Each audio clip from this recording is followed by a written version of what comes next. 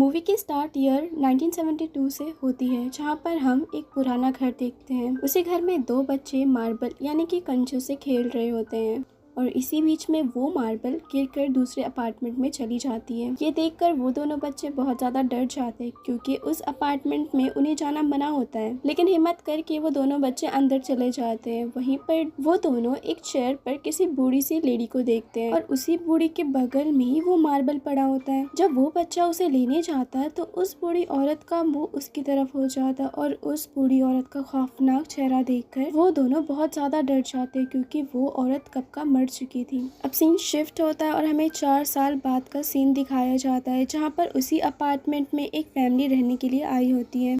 वो फैमिली पहले विलेज में रहा करती थी और अब वो लोग उस जगह को छोड़कर यहाँ रहने के लिए आए होते ताकि वो अपनी लाइफ की नई तरीके से शुरुआत कर सकें। यहाँ पर उन लोगों ने लोन लिया होता है और इसी वजह से दोनों हस्बैंड वाइफ जॉब किया करते थे और घर पर एम्पायरो, जो कि उनकी बड़ी बेटी होती है, वो अकेले रहकर अपने ग्रैंडफादर और छोटे भाई रेफल का ख्याल रखा करती थी। इधर एम्पायरो रेफल का कपड़ा चेंज कर रही होती है, तभी वो देखती है कि उसके ग्रैंडफादर अचानक से गायब हो जाते हैं। ये देखकर वो अपने ग्रैंडफादर को ढूंढने लगती है, जो कि वॉशरूम में मिलते हैं। तभी रेफल का दरवाजा खुद ब खुद बंद हो जाता है। ये सब देखकर एम्पायरो बहुत ज्यादा डर जाती है और चीखने लगती है। एम्पायरो की आवाज सुनकर वहाँ पर उसके पेरेंट्स भी आ जाते हैं और किसी तरीके से दरवाजे को खोलते हैं और जब वो लोग रेफल के रूम में जाते हैं तो देखते हैं कि रेफल विंडो पर बैठा होता है। अब यहाँ वो लोग जरा भी शोर करते तो हो सकता था कि रेफल गिर कर मारा जाता, लेकिन रेफल के फादर ने बड़ी समझदारी से धीरे धीरे जाकर रेफल को पकड़कर रूम में ले आते हैं और एम्पायरो को डांटने लगते हैं, जबकि एम्पायरो उन्हें बताने की कोशिश करती है कि उसके साथ बहुत सी वियर्ड सी चीजें हुई थी। और जब वो वॉशरूम के नीचे से रेफल के कमरे में देख रही थी तो उसे वहाँ पर किसी शैतान के पैर दिखे थे जो कि काफी भयानक थे, लेकिन कोई भी उसकी बातों पर यकीन नहीं करते और वहाँ से उसे डांटते हुए चले जाते हैं। अब इन सब इंसिडेंट से एम्पायरो बहुत ज्यादा अपसेट होती है।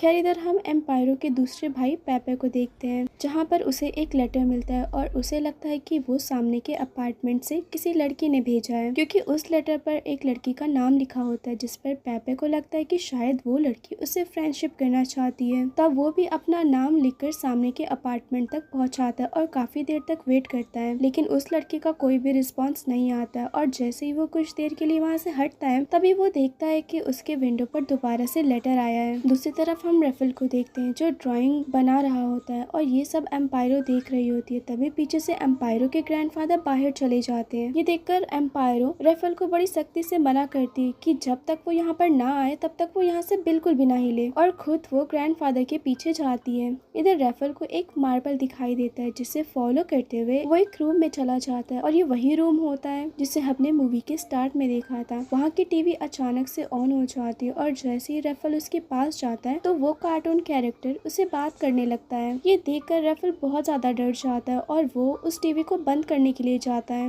लेकिन तभी अचानक से एक खौफनाक हाथ रेफल को उस टीवी के अंदर खींच लेता है। इधर एम्पायरो, जो कि ग्रैंडफादर को ढूंढते हुए नीचे गई थी, उसे किसी तरह ग्रैंडफादर मिल जाते। हालांकि वो दोबारा से उस अपार्टमेंट में जाने से मना करने लगते और कहते हैं कि वो हम सबको मार देगी। इसके बावजूद एम्पायरो ग्रैंडफादर को जबरदस्ती अपार्टमेंट में लाती है, लेकिन घर आने पर उन्हें रेफल कहीं भी नहीं मिलता है। घबराकर ये लोग पुलिस में भी कंप्लेंट करते हैं, जिसके बाद एम्पायरो के पेरेंट्स भी रेफल को ढूंढने के लिए बाहर चले जाते हैं। अब एम्पायरो घर में बिल्कुल अकेली होती है और तभी उसे फोन की आवाज आती है। एम्पायरो जब फोन को उठाती है तो उसे रेफल की आवाज आती है। वो रेफल से पूछने लगती है कि आखिर वो कहाँ पर है, लेकिन उस बेचारे को तो खुद ही नहीं पता था कि वो आखिर है कहाँ पर। अब फोन पर बात करते हुए एम्पायरो को रेफल की आवाज पास के अपार्टमेंट से आती है, तो वो भागकर उस अपार्टमेंट के पास जाती और खोलने की कोशिश करती है। तभी ऊपर से उसी बिल्डिंग में रहने वाला आदमी आकर उसे बताता है कि ये अपार्टमेंट काफी सालों से बंद है। तभी वहाँ पर एम्पायरो के मॉम डैड भी आ जाते हैं और उसका भाई भी साथ होता है। एम्पायरो सबको बताती है कि उसे इस अपार्टमेंट से रेफल की आवाज आ रही है। तब वो उस अपार्टमेंट के अंदर जाते हैं। रेफल को ढूंढते ढूंढते एम्पायरो एक रूम में चली जाती है, जहाँ पर उसे पर्दे के पीछे एक बच्चे का साया नजर आता है। जैसे जैसे वो उस पर्दे के करीब जाती है वो साया और बड़ा होता जा रहा था,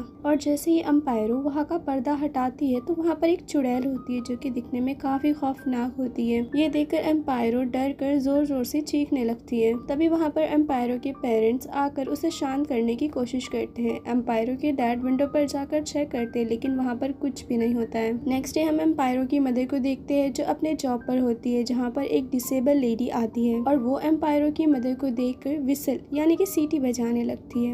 एम्पायरो की मदर को ये सब काफी अजीब लगता है और वो उस लेडी से बात करने की कोशिश करती है। तभी उस डिसेबल लेडी की मदर भी वहाँ पर आ जाती है और वो एम्पायरो को बताती है कि मेरी बेटी बोल नहीं सकती है, और वो डिसेबल लेडी अपनी मदर को कुछ समझाने की कोशिश करती है। दरअसल वो डिसेबल लेडी एम्पायरो की मदर को देखकर सब कुछ समझ चुकी थी कि आखिर उसके घर में हो क्या रहा था। तभी उसकी मदर एम्पायरो की मदर को एक कार्ड देती है और कहती है कि इस कार्ड को तुम हमेशा अपने पास रखना, ये तुम्हारी हिफाजत और मदद करेगी। इधर हम पेपे को देखते हैं जिसके पास दोबारा से लेटर आता है सामने के अपार्टमेंट से। पेपे डिसाइड करता है कि वो किसी तरह उस अपार्टमेंट में जाकर चेक करेगा कि आखिर उसे लेटर्स भेज कौन रहा है। और जैसे ही वो उस अपार्टमेंट में जाता है तो पीछे से एक लड़की उसे गले। तभी पेपे के सामने वाले मिरर में वो देखता है कि उस लड़की के पैर तो उल्टे होते हैं। तभी वो चुड़ैल पेपे को मारने की कोशिश करती है, लेकिन पेपे काफी चालाकी से वहाँ से किसी तरह से बचकर बाहर आ जाता है। दूसरी तरफ एम्पायरो को पेट में दर्द होने लगता है और जब वो अपना पेट चेक करती है तो उसके पेट पर बहुत से निशान होते हैं। ये देखकर उसे लगता है कि ये कोई एलर्जी होगी और वो इस बात को इग्नोर कर देती है। इसके बाद जब एम्पायरो किचन में जाती है तो किचन की ग्लास से देखती है कि कोई अजीब सी क्रिएचर किचन में होती है। ये देखकर वो बहुत ज्यादा डर जाती है और दरवाजा खोल कर देखती है, जहाँ पर उसे उसके ग्रैंडफादर नजर आते हैं और वो कुछ बना रहे होते हैं। और जब वो अपने ग्रैंडफादर से बात करती है तो वो बिल्कुल रैफल की आवाज में बात करने लगते हैं। ये सुनकर एम्पायरो बहुत ज्यादा शॉक हो जाती है। अभी एम्पायरो कुछ सोच और समझ पाती कि तभी दोबारा से कॉल आती है और जब एम्पायरो कॉल उठाती है तो उसे रैफल की आवाज आती है और बात करते वक्त उसे उसी अपार्टमेंट से ही आवाज आ रही होती है, जिस पर वो भागकर उस अपार्टमेंट में जाती है और इस बार लकीली रैफल उसे मिल जाता है। इन सब इंसिडेंट से एम्पायरो की फैमिली काफी ज्यादा डर चुकी थी और इसी वजह से एम्पायरो की मदर डिसाइड करती है कि वो लोग अब यहाँ नहीं रहेंगे, लेकिन एम्पायरो के फादर ऐसा करने से मना करते हैं और कहते हैं कि तुम तो जानती ही हो कि हमने ये घर लोन पर लिया है और ऐसे ही हम इसे नहीं छोड़ सकते। खैर रात में एम्पायरो जब अपने कमरे में होती है कि तभी वहाँ की सारी लाइट्स चली जाती हैं और उसका दरवाजा भी खुद ब खुद बंद हो जाता है, जिस पर डर कर एम्पायरो चिल्लाने लगती है।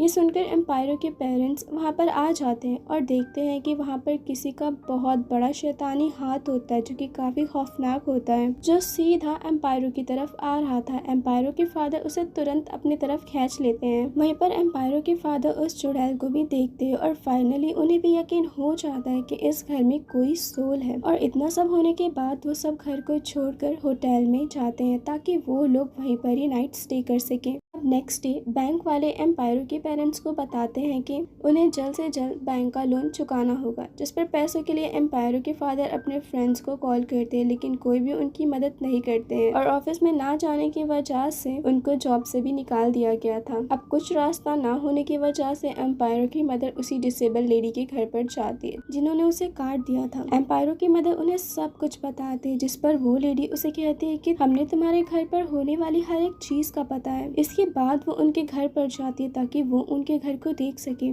दूसरी तरफ एम्पायरो भी उसके अपार्टमेंट में रहने वाले पहले के लोगों से मिलती है। वो लेडी उसे बताती है कि जब हम सब उस घर में रहते थे तो हमारी एक कंप्लीट फैमिली थी, जिसमें मेरा बेटा, मेरा हस्बैंड और मैं रहते थे, लेकिन हमें नहीं पता था कि हमारा बेटा ट्रांसजेंडर है और उसे लड़की बनने का शौक है। हालांकि गुस्से में मेरे हस्बैंड ने उसे बेसमेंट में कई बार बंद किया, लेकिन वक्त के साथ साथ उसे माँ बनने का शौक हो गया तो हमने उसे उसी जगह पर ही बंद कर दिया और हम इस जगह पर शिफ्ट हो गए, जिसका साफ ये मतलब था कि उनका बेटा वहीं पर ही भूख प्यास से तड़प कर मारा गया और तभी से उसकी सोल वहाँ पर कैद है और वो सोल अपनी मदर बनने की ख्वाहिश पेपे से पूरा करना चाहती थी और इसी वजह से वो उसे खत यानी कि लेटर लिखा करती थी। साथ ही उसने एम्पायरो को भी अभी तक इसलिए नहीं मारा होता है क्योंकि एम्पायरो प्रेग्नेंट होती है। एम्पायरो जब घर आती है तो वहाँ पर वही डिसेबल लेडी होती है जिस पर उस चुड़ैल ने कब्जा कर लिया होता है और वो उन सब पर अटैक करने लगती है। तब एम्पायरो उसे धमकाने लगती है कि अगर उसने किसी को भी नुकसान पहुँचाया तो वो इस बच्चे यानी कि उसके बच्चे को जान से मार देगी। ये सुनकर वो चुड़ैल इमोशनल हो जाती है। तब मौका देखकर एम्पायरों के फादर उस डिसेबल लड़की को लेकर विंडो से नीचे कूद जाते हैं और एम्पायरों के फादर की ऑन द स्पॉट डेथ हो जाती है। हालांकि वो डिसेबल लेडी बच जाती है। यहाँ अब एम्पायरों के फादर के मरने के बाद उनके सारे इंश्योरेंस के पैसे एम्पायरों की मदर को मिलते हैं, जिससे उन पैसों से वो उस अपार्टमेंट का लोन चुकाकर वहाँ से चले जाते हैं। इसके बावजूद भी वो चुड़ैल उसी घर में मौजूद होती है, जो कि हम लास्ट सीन में देखते हैं। सो या इसी के साथ ये मूवी एंड हो जाती है। मूवी अच्छी लगी हो तो वीडियो को लाइक, चैनल को सब्सक्राइब करना ना भूलना। Make sure to comment what's your opinion about this movie. Thank you.